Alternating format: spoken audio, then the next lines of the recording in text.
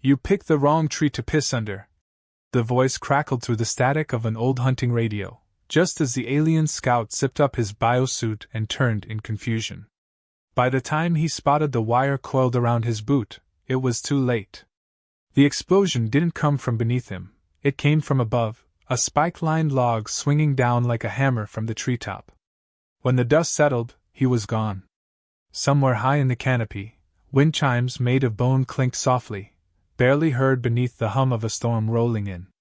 They thought this planet was unclaimed. A backwater blue dot on the edge of map space, known mostly for oxygen density and outdated satellite noise.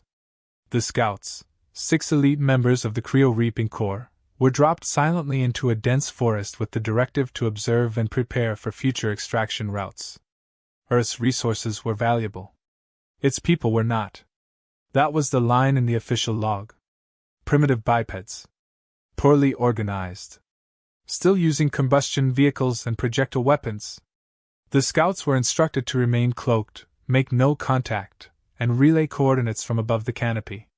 It was supposed to be 3 days of silence, then back to orbit for debriefing. The first one died 40 minutes in. Krivak, the team's environmental tech, had climbed one of the taller redwoods to place a long-range relay node. He didn't scream. His fall was clean and sudden, but his landing was not. They found his body upright, impaled by a series of sharpened wooden spikes, each one driven upward with force too precise for coincidence. There were no scorch marks, no signs of plasma weaponry. No signs of Earth tech at all. Just old, iron nails driven into carved wood. It was something the scouts hadn't seen before. Not in any campaign. The spikes weren't just shaped, they were decorated. Scratched with glyphs. One of them bore what looked like a human name burned in. Carver. Their commander, a scaled brute named Arath, brushed it off. Coincidence? He growled, his translator making the words sound like grinding gravel. The primitives decorate their forests. A relic, nothing more. Burn it if needed. But something gnawed at the younger scout, Velm. He ran scans, thermal sweeps, tried to ping local radio chatter. The forest was supposed to be silent. It wasn't. Not exactly. There was a frequency, low, analog, erratic, like someone whispering across an old ham radio. Velm translated the fragments. The words repeated every hour, off-sync, like a loop. Hunt smart. Bury deep. Leave no meat for the crows. He brought it to Arath, who rolled his 6 eyes. Human superstition. Ignore it. But the whisper got louder that night. And it wasn't the only thing. They set up base in a clearing half a mile from the original drop zone, built beneath the massive roots of a toppled tree. The area had minimal tech interference and plenty of canopy cover. Sensors were deployed, infrared fields activated, motion traps installed. Still, one of the scouts, Jarn, swore he saw movement at the edge of camp, just a flicker, something ducking behind a tree. No thermal signature. No readable life form. Just motion. And then gone. The second death came quietly. Throats weren't supposed to be removable like that. Serna, the team's slicer, was on night duty monitoring comms signals when her status light blinked from green to red. They found her body an hour later, hanging upside down from a tree, her blood drained through clean incisions. There were small cuts around her neck, methodical, precise. Arath cursed and fired his plasma repeater into the surrounding trees, melting bark and sending sparks into the underbrush. But the forest stayed silent. No creatures fled. No birds stirred. Just the low hum of the analog radio, repeating its cryptic mantra, now distorted and slower. Bury deep. Leave no meat. Velm wanted to leave. He initiated an emergency ping to their orbital relay. No response. No signal. Something was blocking their uplink, not just jamming it, but mimicking their own protocols with false returns.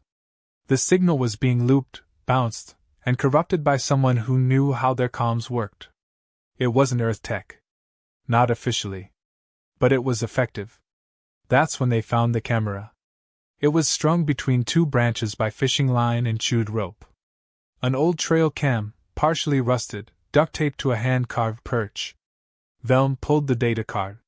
Footage played in real time. It showed their landing. In full. It had sound. A soft click of branches. A quiet, calm breath just behind the lens. The final frame zoomed into Aratha's face through the underbrush. The timestamp was accurate. The camera had been placed before they arrived. The team went silent after that. Paranoia set in. They swept for more traps. They found 7. Crude by design, but effective. Tripwire darts tipped with poison, tension snares, tree branches rigged to swing. None of it used tech. None of it emitted signals. It was all analog. Human. Or at least, made by someone who once was.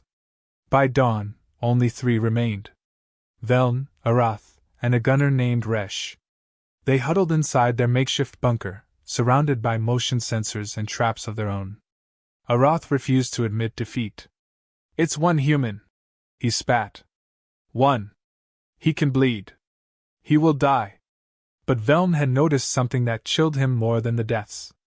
Every corpse they recovered had been mutilated in the same way, skinned at the jaw, top of the skull removed, brain missing, body left hanging or buried. It wasn't mindless brutality. It was ritual. Someone was harvesting them like trophies. Skulls were being stripped and polished. Each one cleaned of flesh, bleached by fire, then hung high in the trees by vines. They'd only found 4. But there had been 6 scouts. They were missing 2 skulls. And then they heard it. Outside, between the pines, something clinked softly in the breeze. Not metal. Not machinery. Bone on bone. Arath moved to investigate. Veln stopped him. "That's not the wind," he said quietly. "That's a warning." But Arath stepped outside anyway. The moment his foot hit the soil, a string tightened under his boot. There was no explosion. Just a thunk. A long, sharpened spike flew from somewhere in the tree-line, impaling him through the neck with such force that his lower jaw snapped sideways. He fell twitching, bleeding out into the moss. The spike was hand-carved. The tip was wrapped in barbed wire. The shaft bore a name. Carver. Velm didn't scream. He couldn't. He simply stared at the tree line, where a single shape stood between the trunks. Covered in mud and moss. Holding a long rifle. No face visible. Just a set of human eyes calmly watching. The forest had a guardian. And he had just declared war. The rain came in slow at first, thin strands hissing against the canopy, soaking the moss and slicking the leaves with silence. Velm didn't sleep that night. Neither did Resh. Their bunker smelled of death and ozone, stained with Aratha's blood, which hadn't even dried before the wind picked up. The body still lay outside, jaw half detached, limbs askew like a broken statue. Resh wanted to recover it. Velm told him no. Anyone who stepped out didn't come back. That was the pattern. You move, you die. You make noise, you die. You breathe too loudly, and something hears you.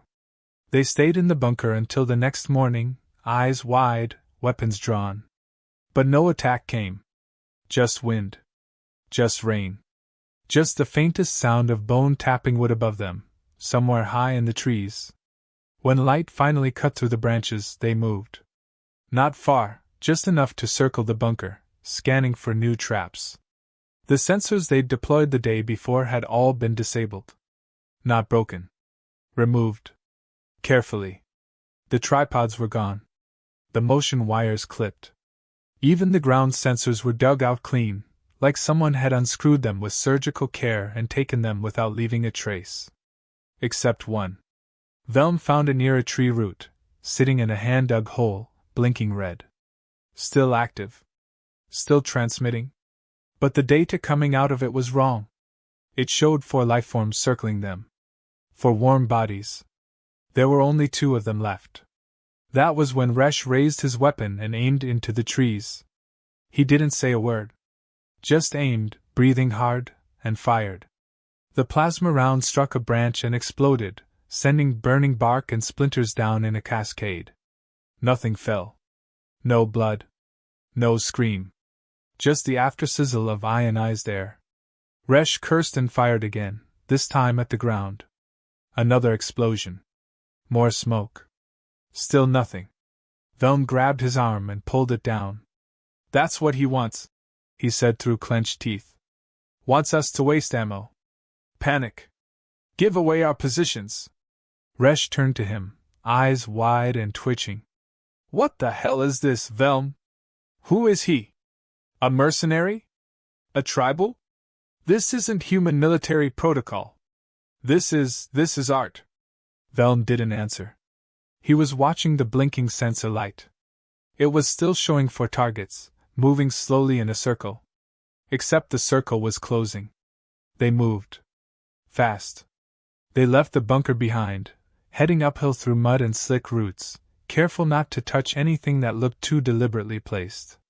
They stuck to narrow ledges, climbed where possible, avoided clearings. Twice they passed bones, cleaned, white, bound with wire and strung up in trees. Each skull bore markings. Some had holes carved in patterns. Others had been notched along the jawline like a kill count. It wasn't just death, it was a message. You are being watched. You are being hunted. You are not the predator here. After a half-mile hike, they reached a rocky ridge and ducked beneath an overhang. Velm pulled out his scanner again. No signal. Just that analog loop, still repeating, distorted by rain. The voice now sounded even older, like a tape worn thin by decades of use. It whispered something about blood and silence, over and over. He shut it off. They needed a plan. Resh wanted to go loud. We start burning this forest down. He's hiding in it like a rat. Fire'll flush him. Velm looked at him like he'd gone mad. And what happens when the orbit ship comes down and sees half the planet on fire? You think Command'll be impressed? Resh shrugged. Better to be court-martialed than flayed and hung in pieces like the others. Velm nodded once. True. But let's try something smarter first. They spent the next hour building a trap. Not a high-tech one. A mimic. Using the same style the killer had used on them. They dug a shallow pit beneath a cluster of ferns and lined it with sharpened steel from their broken equipment. Resh, the heavier of the two, rigged a counterbalance made from rope and bent branches. Above, they placed a small thermal emitter, just enough heat to register as a life form. Bait. Velm rigged a motion alarm under a pile of leaves, primitive and silent, connected to a wire that would tug on his wrist if triggered. Then they climbed up into the trees, hid in opposite directions, and waited. Time passed slowly. The rain thickened. The wind blew stronger. Then the alarm tugged once. Velm's wrist jerked. He didn't move. He watched. Something below stepped into the clearing. But it wasn't human. And it wasn't one of them. It was a scout uniform. Worn. Blood-stained. But moving. A body was walking with stiff, awkward steps, like a puppet on strings. It wore Cerna's armor. Her broken helmet. But her throat was gone. Just a hole where her neck had been cut. The body stumbled forward into the clearing and fell over. It twitched once, then stopped. Resh shouted something and dropped from the tree, gun raised. Velm tried to yell, but it was too late. Resh stepped forward, eyes locked on the corpse. What the hell? He said, nudging it with his foot. The second his boot touched the body, a wire snapped. A tree above them groaned. A spike fell like a spear from 30 feet up. It slammed through Resh's shoulder, pinning him to the dirt. He screamed. Not from the wound, but from the realization. The corpse had been emptied out. Hollowed. Turned into bait. The trap had a trap. Velm jumped down and fired into the trees, spraying plasma blindly. Then he ran to Resh and tried to pull the spike out. It wouldn't budge. Blood poured from the wound. Resh grabbed his arm. Leave it! He gasped. Go. He's close. Velm hesitated. Then he saw it. A figure standing beyond the trees. Not moving. Watching. Mud-caked. Barefoot. Holding something long and sharp. Not a gun. A blade. A human machete. Its edge was black with rust and old blood. Veln fired again, but the figure was already gone.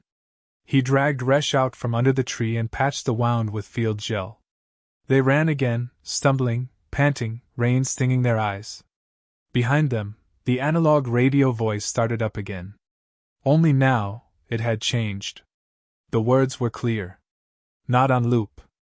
It said, "You should have stayed in the sky." Then static. Then laughter.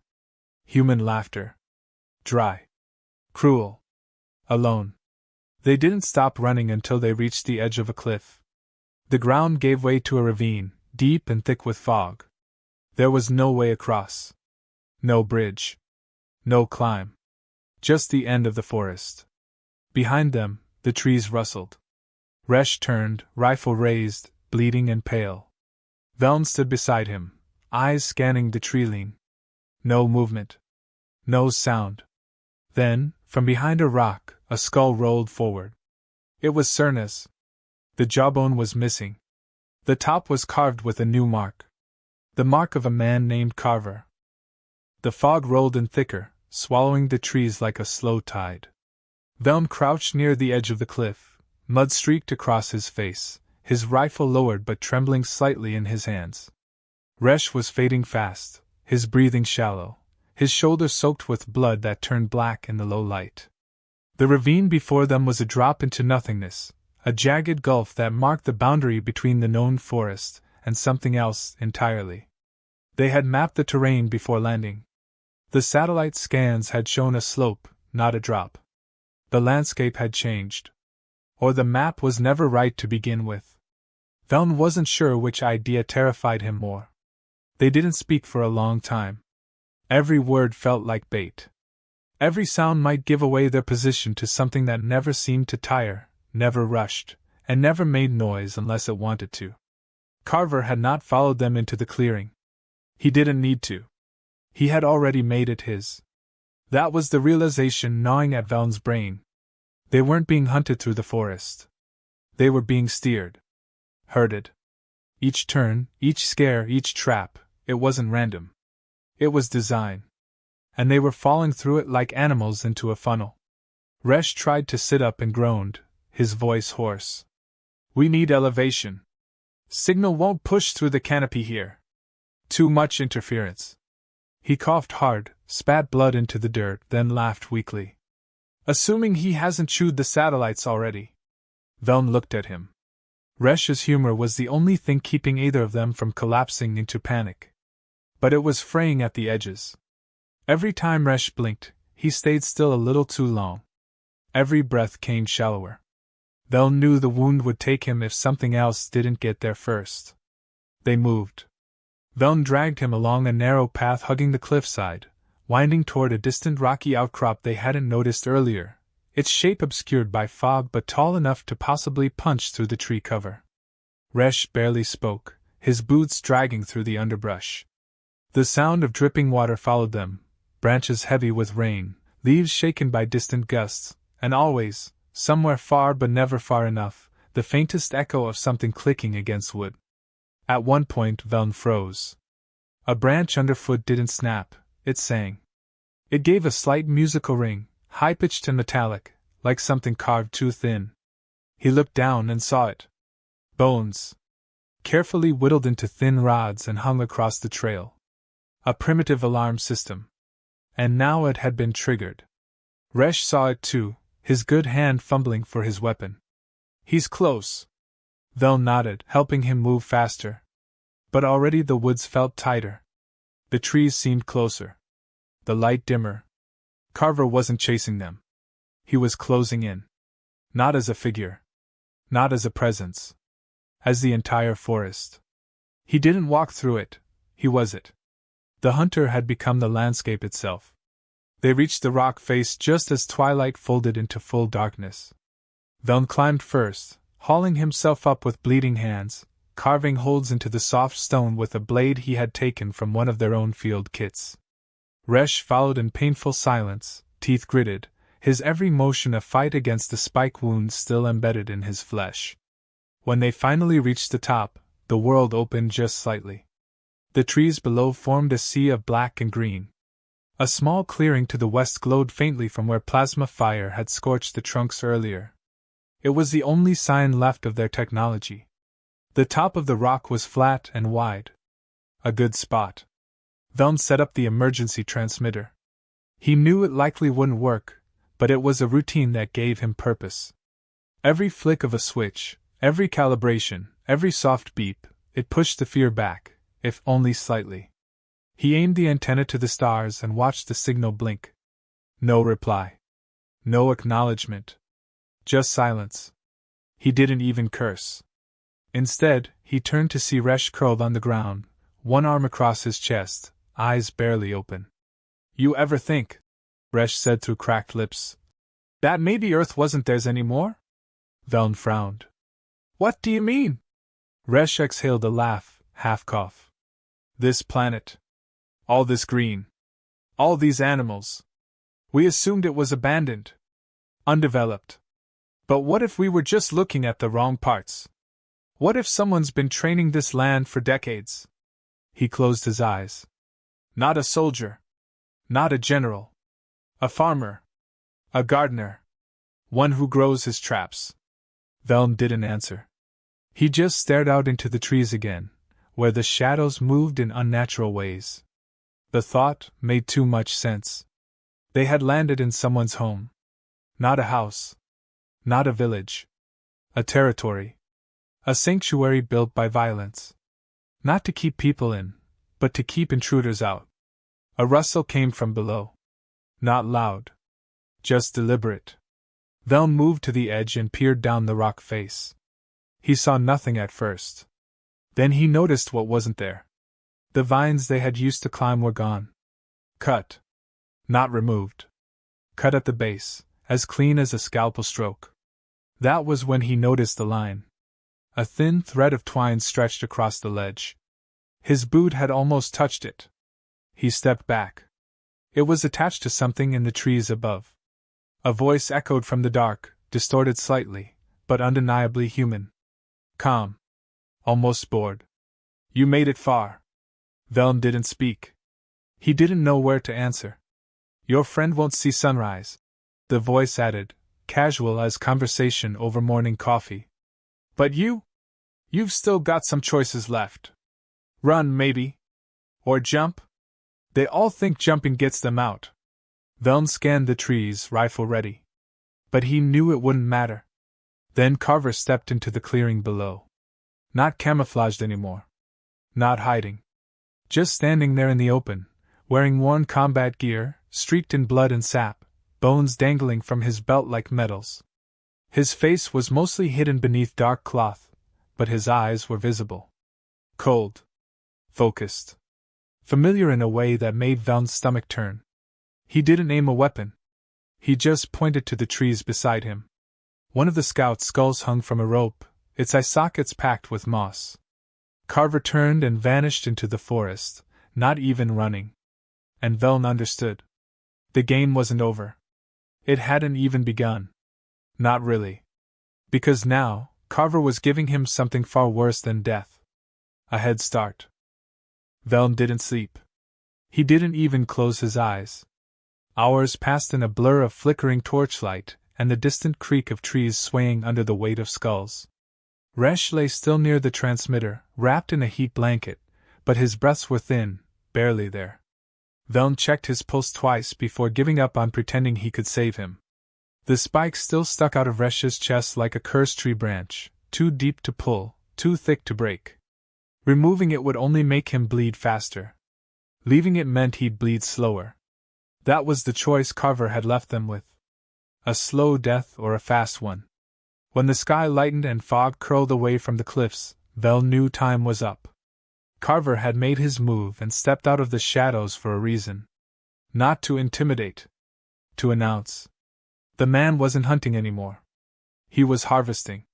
Each stage of his ritual had played out perfectly. The ambush, the dismemberment, the psychological decay. Now came the culling. The final break. Velm gathered what gear remained. A single sidearm with 2 plasma rounds, a small field knife, half a ration bar, 1 thermal stim. He strapped the blade to his boot and slipped the sidearm inside his armor vest, hidden. He kept the stem in his pocket, debating whether to use it now or save it for later.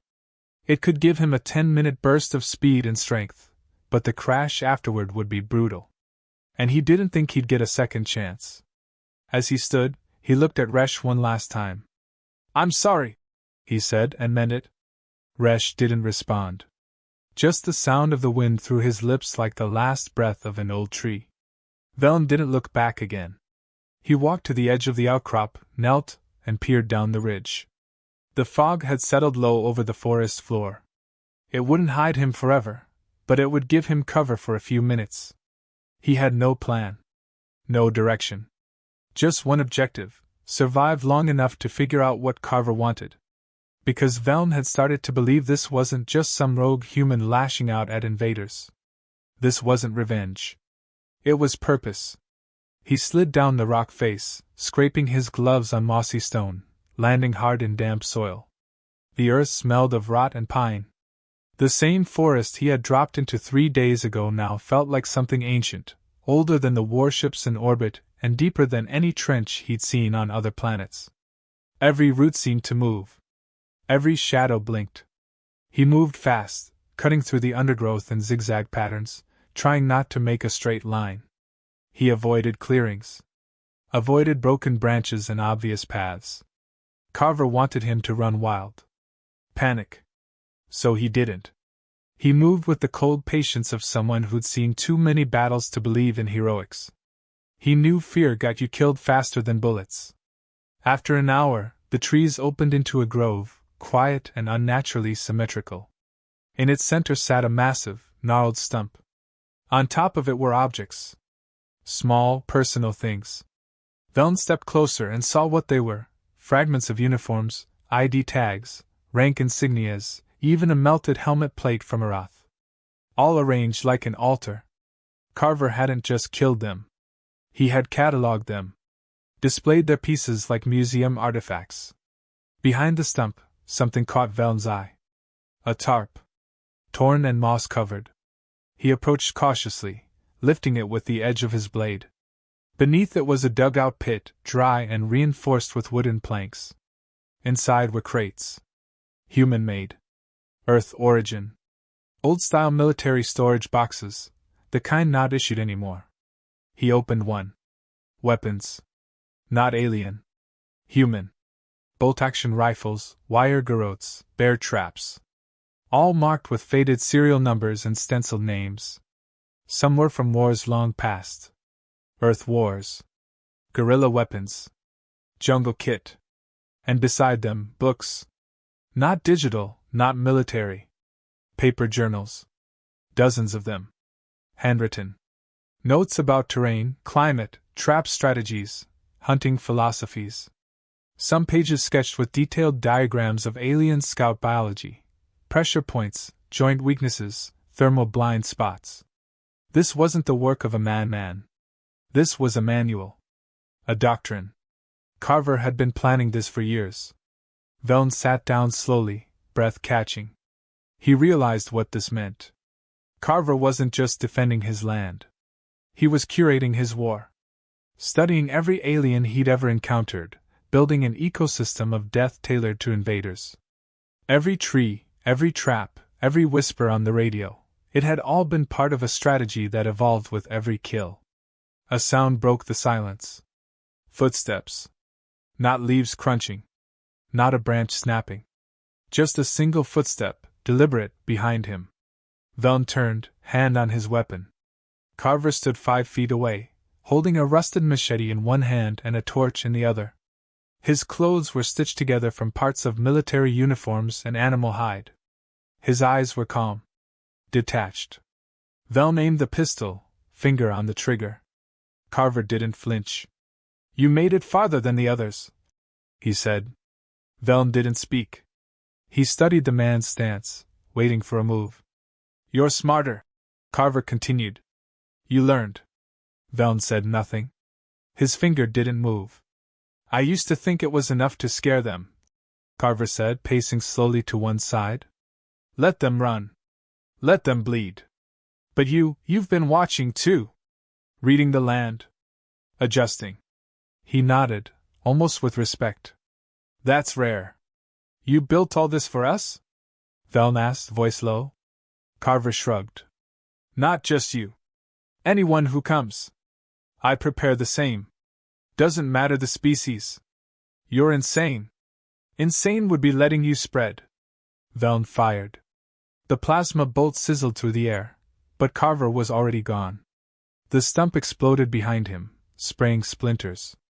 Veln rolled, aimed again, but the hunter was a shadow now, vanished into the trees.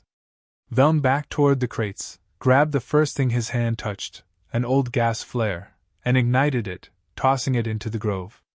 Fire bloomed across the floor, catching moss and dry branches. The forest hissed. A trap went off nearby. Something metal snapped. A scream echoed, animal, not human. Then silence again. Veln ran. The fire gave him cover. Smoke rolled behind him. He didn't look back. He followed the slope downhill until he found a stream, jumped across, and slid under a fallen log. Heart pounding. Lungs burning. He lay still for minutes. Maybe hours. When he emerged, the world was quiet again. The forest darker. But he was still alive. He stood up slowly, realizing something as he scanned the trees. Carver wasn't trying to kill him fast. He wanted him to learn. He wanted Veln to understand the rules. Because if Veln didn't die here, he would become the next Carver. The rain had stopped, but the trees still wept. Water slid from branch to branch, dripping steadily into the mud around Veln's boots as he trudged forward, half-drenched, half-numb. The forest had gone utterly still. Not quiet in the way most woods rest between breezes, but silent in a way that pressed against his eardrums and felt unnatural, like even the animals were holding their breath. The fog had returned and thickened, swirling low to the ground and hiding the forest floor, and yet Veln no longer needed to see it to know where he was stepping. Every root, every slope, every hanging vine was burned into his memory now, like he had lived in this place for a lifetime. Maybe that was the point. Maybe Carver was carving this knowledge into his bones one wound at a time. He hadn't seen the man since the failed shot back at the stash site. But he could feel him. Not in a spiritual sense, not in some paranoid delusion, but physically, like the air itself changed when Carver was near. His lungs pulled colder air. His skin tightened. His heartbeat slowed instead of sped up, some primal recognition that the predator was back in the tree line. But there were no more footsteps. No more radio tricks. Carver had gone dark again. Veln knew what that meant. The test had begun. He found the clearing by accident, though later he'd realize it was no accident at all.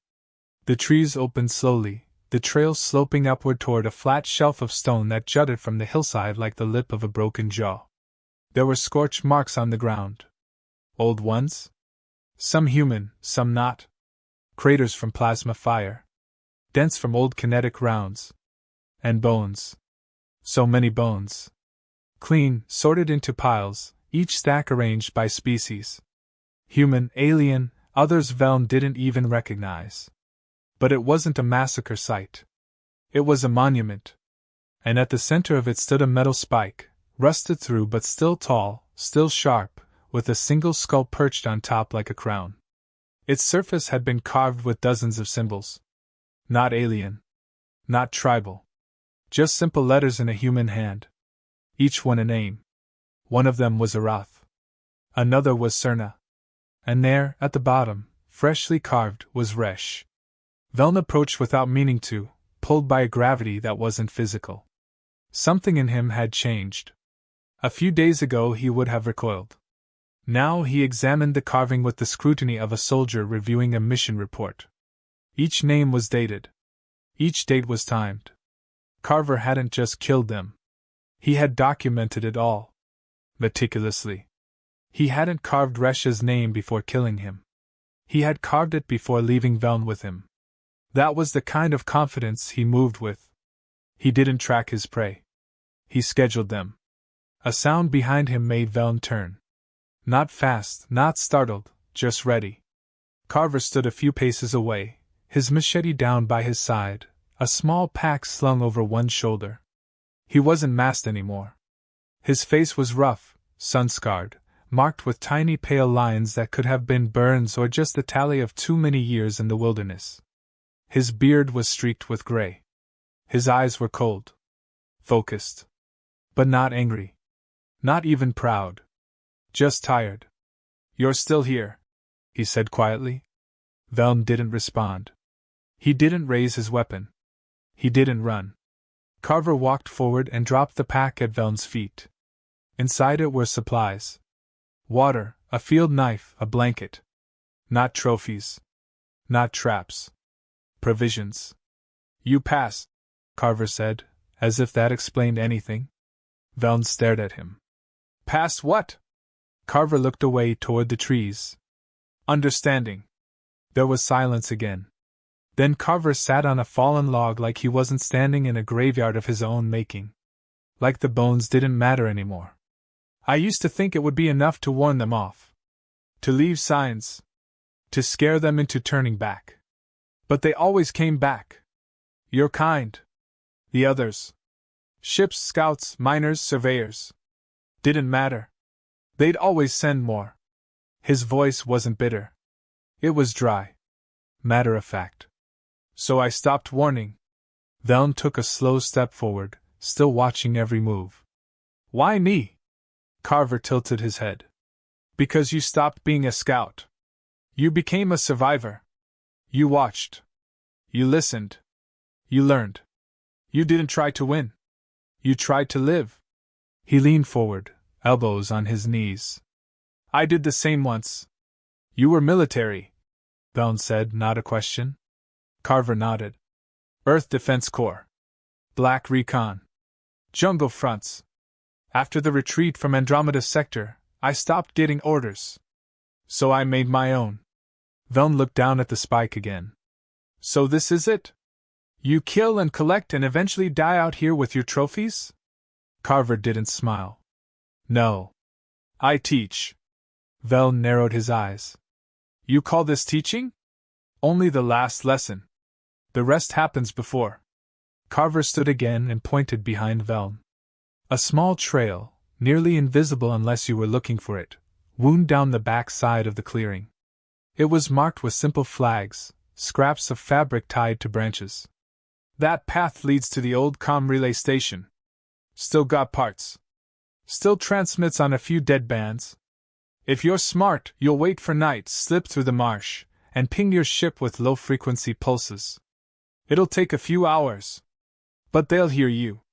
Velm stared at the path. Then back at Carver. "You're letting me leave?" "No," Carver said simply. "I'm giving you a choice. Leave, and you'll survive. You'll go back. File reports. Warn them. And they'll laugh. Maybe they'll even come hunting. But not you. You'll stay away. Because you'll know what happens here." Velm didn't ask what the second choice was. He already knew. Stay. Learn. Become. He stood there for a long time after Carver vanished into the trees, unsure if the man had ever truly been there at all or if the forest itself had finally spoken with a human voice. The trail behind him waited, quiet and unmoving. The wind picked up, knocking one of the skulls on the spikes sideways. It fell with a hollow thud into the mud. Velm stared at it. Then at the name beneath it. Then he reached down and picked up the skull. He didn't know why. Hours later, a weak transmission reached orbit. Static-filled, half-broken, but just clear enough to catch a signature ID. The scout's name, Velm Sorrow. Message status, survivor located. Coordinates incoming. They never saw the skulls in the trees until it was too late. And somewhere beneath the canopy, wind chimes made of bone whispered warnings no one ever heard in time.